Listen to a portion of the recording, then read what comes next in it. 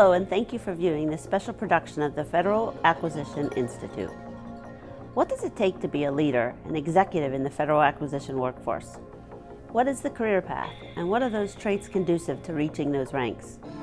These are just a few of the questions asked by an intrepid group of federal employees participating in the Partnership for Public Services Leadership Excellence in Acquisition program. Join us now as we hear the sage wisdom of those who have been there.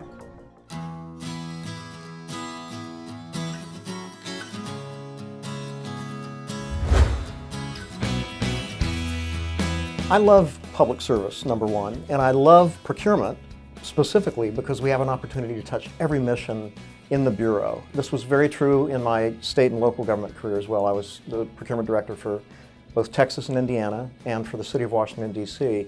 And in every case, I went to work every day, just like I do now, knowing that what I do matters.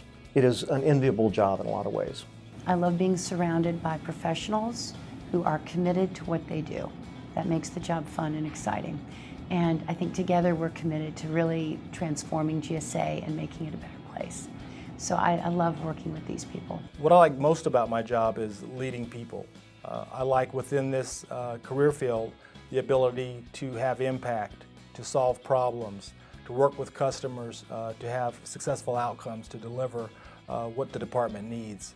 In this specific situation, I really appreciate the fact that I'm working for the Department of Veteran Affairs and I'm working on major contracts and systems that directly affect and impact and benefit the veteran population of this country.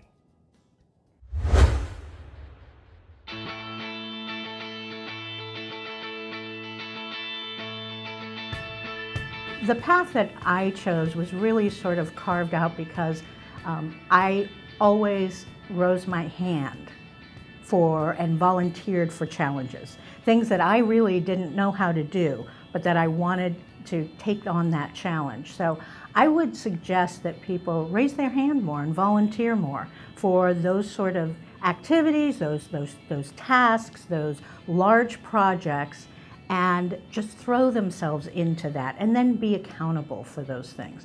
And I also think it's important to gain perspective throughout your career. I don't think there is anything wrong necessarily with staying at one agency for your entire career. I think that's very admirable. But I don't think that you can gain perspective if you stay in one organization within an agency. So I would say it's really important to do the best job with where you currently are with whatever position that you're currently in. I believe that the opportunities, the management and leadership opportunities will follow. So focus first on doing the best that you can. Any assignments that are given to you, do the best that you can, demonstrate your commitment and the quality of work that you can produce with the assignments that you're given. I would also say volunteering. Management and leadership looks to folks to raise their hand when tough assignments or assignments that don't have all the glory that sometimes come with them, that you're willing to raise your hand and take on those kinds of things. What I normally tell people, first thing is to become technically very, very capable. Learn the depth of your field first, because a lot of times people, they're looking for promotions and so they want to move up the ranks. However, if you do that without having first learned your craft, you will find yourself at a position where you need to know that and you don't, and you're too senior in order to step back to go and get that capability. So first step is to learn your craft, and that means doing it across a bunch of different areas. Doing contracting, for example, here, doing a satellite type of acquisition, doing rocket services type of acquisition, doing operational services, which is, for example, building construction and that kind of thing. So first learn your craft, be tactical. Next step, my recommendation, is to go into kind of an oversight role so you can see what the senior stakeholders are looking for. So move into an area where you're looking kind of across your organization and able to either implement policy or review documents or do something at that level so you can see what's going across the entire spectrum. That helps you develop that strategic mindset that you'll need, because I think then your next step should be going back to being a supervisor and leading a workload of some amount and then going up the chain from there. So those are the key things I think to start off with.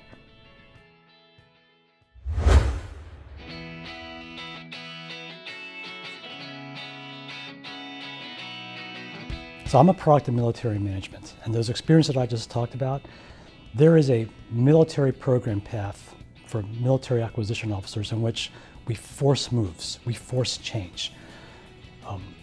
I was in a different job every 3 years.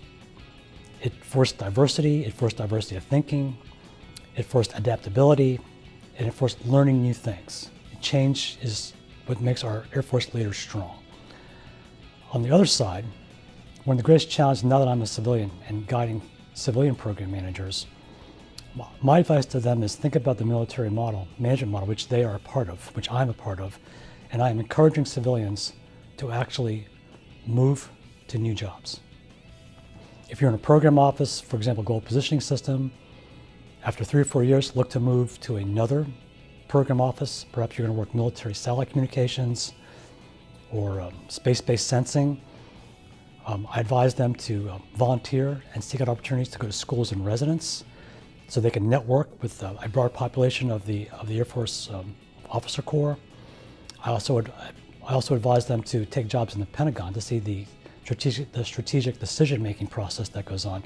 Because I find that to be a successful program manager, if you have all the experiences in terms of executing programs, and you have the diversity of thinking through various experiences, that's what makes successful program managers, and that's what will make them competitive to run the big programs.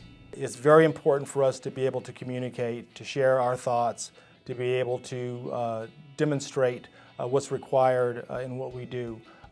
Another major impediment, I think, to folks going into leadership positions is the fact that they may be so reliant upon regulations and laws that they don't concentrate on the business acumen that's required and become free thinkers and become true business advisors for the customers that we support. My biggest worry, particularly in the last decade, is there needs to be a desire to want to take on that responsibility. Particularly in our 1102 field, particularly in the Washington, D.C. area. There's opportunities for the higher grades, and I think that ends up competing with the managerial track. So in other words, you can achieve a high grade as a technical specialist in our profession, and that pathway competes with the pathway for management and leadership. And so my worry is, what is the real compelling reason for why someone would want to step into management and leadership? So I think first, there has to be a strong desire to want to take on those additional responsibilities. In return for that, it gives you a tremendous opportunity to have very high impact in the way our business works and the impact that we have to our agency missions. So for me, I think there's a great reward, but I think we're competing with the technical specialist track.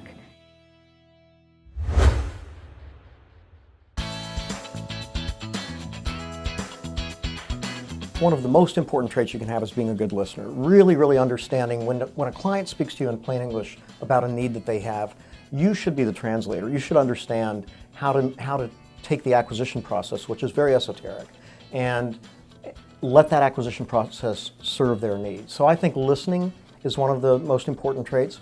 A deeply felt sense of service to others is also an extraordinarily important trait. And then I think the ability to take calculated, reasonable risks, to be experimental to the degree that you never belie the public trust, but at the same time you're looking for new ways to serve others better. I'd say the number one is self-awareness. You've got to know how you're affecting people. You need to be able to recalibrate what you're saying or what you're doing based on how people are reading you in a given circumstance. You've got to be self-aware in order to be flexible. It's sort of the foundation of everything. Sort of going along with that, it means being able to self-correct as needed, maybe apologize if needed, or move out further in another area based on the response you're getting. You really need to know how you're affecting people in order to be able to deliver your mission. In responding to your question, I was thinking about some leaders that I've admired, and certainly decisiveness is one of the things. Most issues don't get better. You've heard this, they're not like wine, they don't get better with time, and a decisive leader will keep an energy moving forward for an organization and keep you moving towards your aspirations for what you want the whole organization to achieve. Churning on an idea or churning on a decision will definitely slow down the capability of what you're trying to deliver to the warfighter for us, or for the people that you support.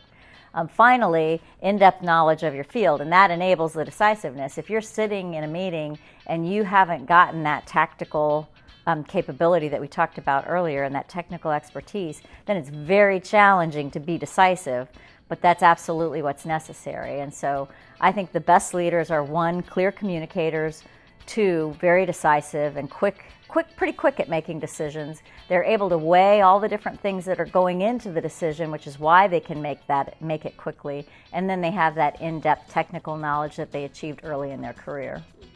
Wow, so if I had to limit it to 3, that's tough, because there's a lot of different skills that you need to bring to the table to be successful as an executive. And this is one that I would say I changed my thinking on this within the last couple of years. I used to believe that the further you progressed in leadership, the less important it was to have the technical skills. But I am now a firm believer that technical credibility is an absolute essential skill that you need to have as an executive in leadership.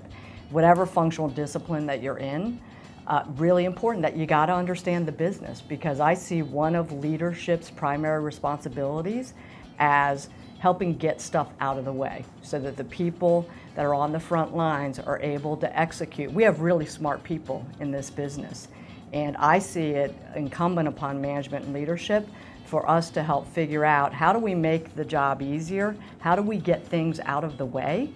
And the only way that we can do that is if we understand the technical business ourselves. So that I think that is absolutely critical. 2 others that I would probably say, a sense of optimism. This business is a grueling business, and so really important to be hopeful and optimistic that we can get to a better place, that we can make our work better. And I think really important for leaders to show that optimism, because I think it sets the tone for the whole organization. And if the leader is gloom and doom, then the rest of the organization is going to follow. And then finally, I would say vision. You have to kind of have a strong sense for where you want to take the organization. So you can't just think in the here and now. You have to really think long term and really believe that it's possible to get to a better place. I think there are so many because our acquisition is so multifaceted. But I think that no matter what you're leading, in what career field it is, integrity is the number 1 quality, whether you're in leadership or you're not in leadership. Because no matter what we do, without integrity, we have no merit, okay? And without that, you will lose those people in those organizations that you need in order to succeed at your job. So integrity would be number 1. I think the other thing that I would say is on a personal level, you need resilience throughout your career. They talk about that as a senior executive core qualification. But you'll need resilience throughout your career, because I don't care who you are, you will face failure at some point. No matter how good you are, no matter how hard you try, you will face failure, and you need to know how to come back from that failure.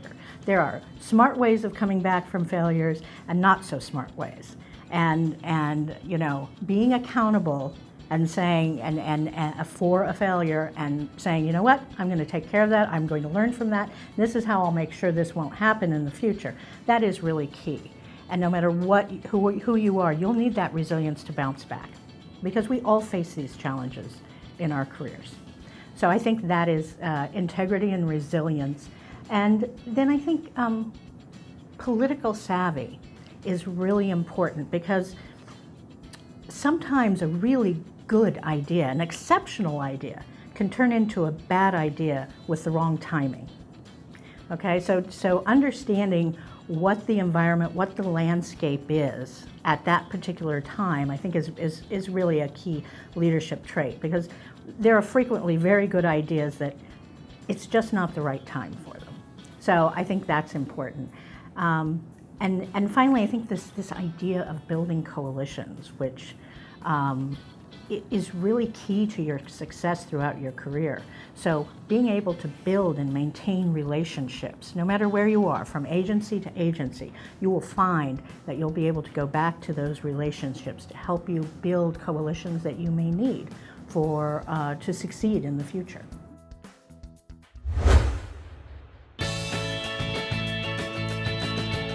Trust the people you've hired to do their job.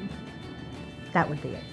I think it's very hard for us, some of us who have certainly come up through the ranks, to let go of that control and to delegate and trust. And that's one of the things when I talk to other leaders that they have the most difficulty with oftentimes is delegating and trusting. If you've built the right team, then you have to trust them to do their job. Do what you say you're going to do, and then follow through. Really follow through on those promises and commitments, but make sure, be very careful not to overpromise. The most important lesson I've learned in my career is to trust your gut. I think the times when I've made mistakes and regretted things is when I didn't believe in myself. I didn't make the arguments I might have, and I just didn't stand my ground as much. So I think you really need to trust your gut, based on experience, of course. And then related to that, be willing to fight for what you believe in. Of course, don't tilt at windmills, but if you think you've got your facts, if you've got the information, just keep pressing forward. And quietly but steadily, you can win people to your side and you can get a good thing done. And I do believe that a lot of folks who've worked for me have admired the way I've been able to be persistent and steadily achieve things. And it's been very satisfying to do that.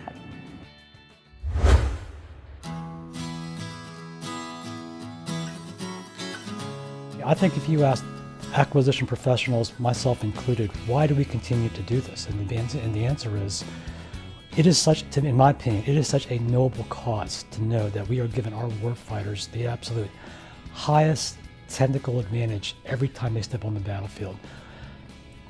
As an acquisition professional, I don't ever want to put our warfighters in a position where they don't have the dominant, asymmetric advantage in every fight that they're in. I want every fight to be quick for us. One of the things I would hope that my colleagues and friends, my children, and everyone that I've ever touched in my professional career would recognize that I've never stopped learning. I constantly look for the next great adventure. I'm constantly looking for better ways to do this very difficult job that we sometimes do. I'd like to be remembered as the person who sort of really made the workforce clearly the priority and gave them the resources and the support they needed to really be their best. We've got a great resource in the workforce, but we don't always invest in them the way we should. I'd like my legacy to be described as a bridge builder, as someone who could enter a situation with, I think, a free and open mind, with only the best interest of the group or of a particular situation in mind. To look at it in a way that was not personal, that was fair, and that ultimately led to the best outcome possible. Just 2 words. She cared about the people and about the mission. We would like to thank our acquisition workforce executives for participating in our interviews.